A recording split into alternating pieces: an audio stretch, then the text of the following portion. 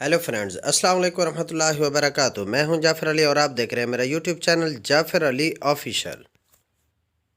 ہمارے زوال کی وجہ عبادت میں کمی نہیں بلکہ وعدہ خلافی، معاملات میں دو نمبری، جھوٹ، بے ایمانی اور منافقت ہے۔ حضرت علی رضی اللہ تعالی عنہ نے فرمایا کہ زندگی کے 3 اصول بنا لو۔ اس سے ضرور معافی مانگو جس کو تم چاہتے ہو، اسے کبھی مت چھوڑو جو تمہیں چاہتا ہے، اس سے کبھی کچھ نہ چھپاؤ جو تم پر اعتبار کرتا ہے۔ فرمان حضرت علی، مصائب کا مقابلہ صبر سے اور نعمتوں کی حفاظت شکر سے کرو۔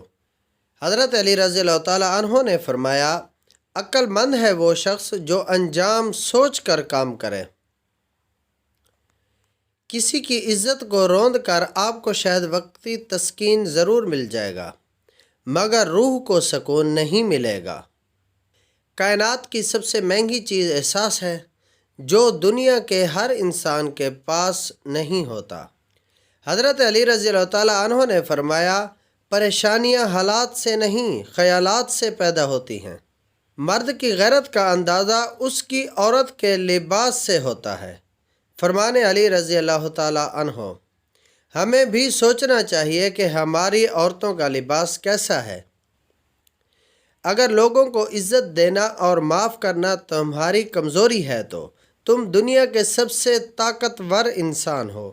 کوئی کمزور شخص تمہاری بے عزتی کرے تو اسے بخش دو کہ بہادروں کا کام معاف کر دینا ہے، اور معاف کرنے والا اللہ کو بہت پسند ہے۔ زندگی برف کی طرح ہے، نیک کاموں میں گزارو ورنہ پگھل تو رہی ہے، ختم بھی ہو جائے گی۔ حضرت علی رضی اللہ تعالیٰ عنہ نے فرمایا، جب کوئی دوست تمہیں اپنا راز بتائے تو یہ سمجھ لینا کہ وہ اپنی عزت تمہیں امانت دے رہا ہے، اس میں کبھی بھی خیانت مت کرنا۔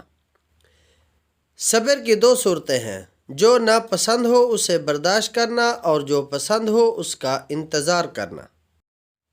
حضرت علی رضی اللہ تعالیٰ عنہ نے فرمایا کہ یہ زندگی 2 دن کی ہے، ایک دن تمہارے حق میں اور ایک دن تمہارے مخالف۔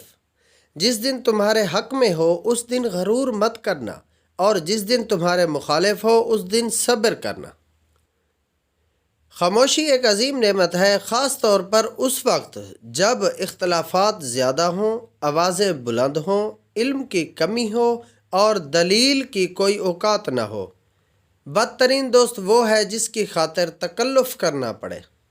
تم کسی کے ساتھ بھلائی کرو، تمہیں اس کا بدلہ برائی کی صورت میں ملے تو سمجھ لو کہ تمہاری نیکی قبول ہو گئی ہے۔